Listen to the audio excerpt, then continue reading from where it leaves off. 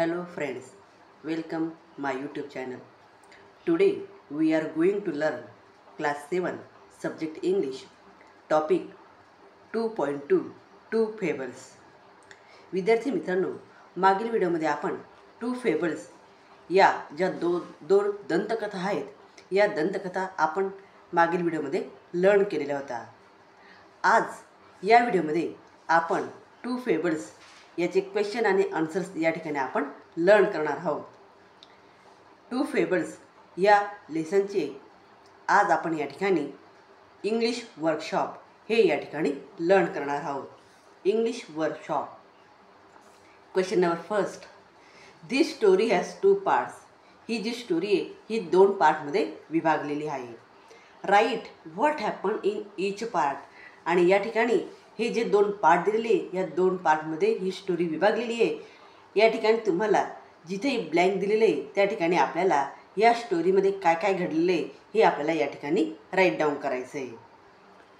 मग या side left साईडला इन द कंट्री आणि राईट साईडला ॲट द बिग हाऊस असे दोन पार्ट हे या स्टोरीचे या ठिकाणी राईट डाऊन केलेले आहे. मग इथं जे ब्लँक दिलेले या ब्लँक जागेवर त्या स्टोरीमध्ये काय घडलं व्हॉट हॅपन हे या ठिकाणी आपल्याला राईट डाऊन करायचं आहे. तर या ठिकाणी काय घडलं आहे हे राईट डाऊन मी माझ्या नोटबुकमध्ये केलेलं आहे. ते तुम्ही या ठिकाणी पाहू शकता. या ठिकाणी in the country at the big house the town mouse went to visit his country cousin. Town mouse हा त्याच्या जो कंट्री कझिन होता म्हणजे जो चुलत भाऊ होता जो कंट्री माऊस होता त्याच्याकडे भेटण्यासाठी गेलेला होता. The country mouse offer the town mouse bean. मग कंट्री माऊसने त्याला ऑफर केली जेवणाची. The town mouse bean cheese and bread freely.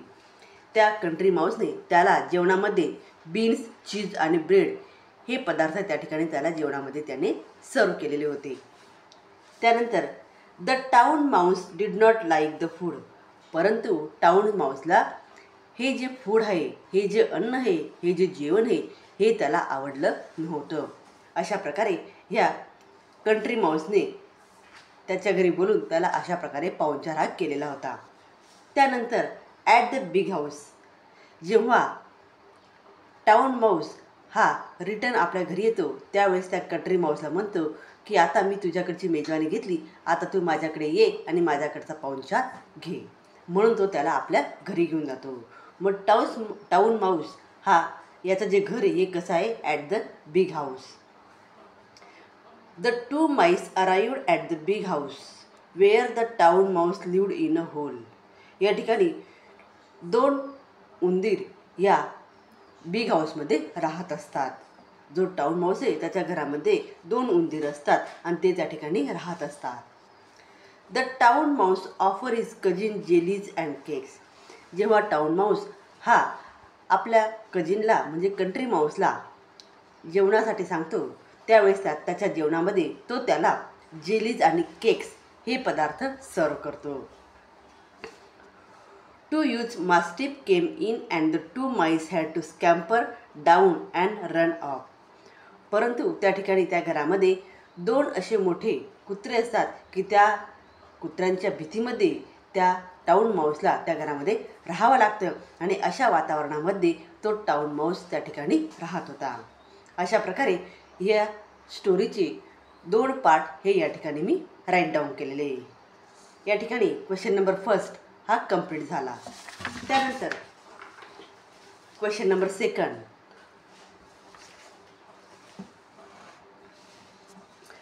Translate the following into your mother टंग.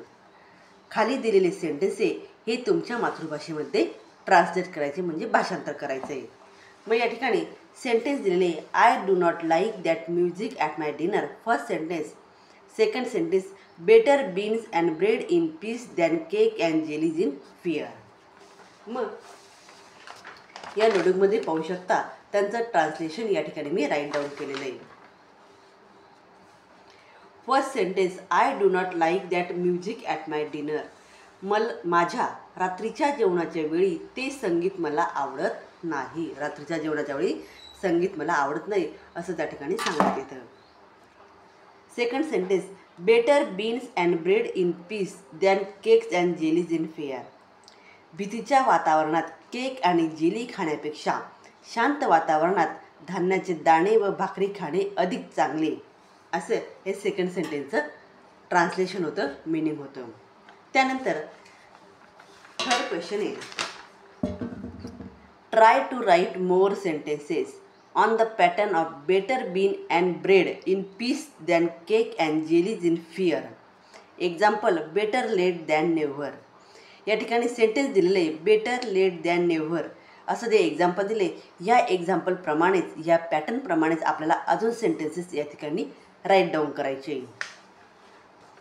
त्या पॅटर्नप्रमाणे सेंटेन्सेस या ठिकाणी मी राईट डाऊन केलेले ते तुम्ही पाहू शकता.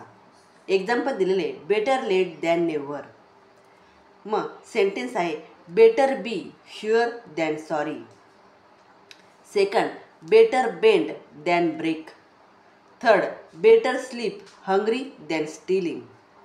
Four, better and egg today than a hen tomorrow. And last sentence, better to ask the way than go astray. अशा प्रकारे 5 सेंटेन्सेस या ठिकाणी मी राईट डाऊन केलेले. त्यांनी जे दिलेलं पॅटर्न आहे त्या पॅटर्नप्रमाणे हे सेंटेन्सेस या ठिकाणी मी राईट डाऊन केलेले आहेत. त्यानंतर नेक्स्ट क्वेश्चन आहे, question number 4. Write the moral of the story in your mother tongue using your own words. ही जी स्टोरी आहे ते या स्टोरीमधून तुम्हाला काय संदेश मिळतो हा तुम्ही तुमच्या भाषेमध्ये लिहायचा आहे.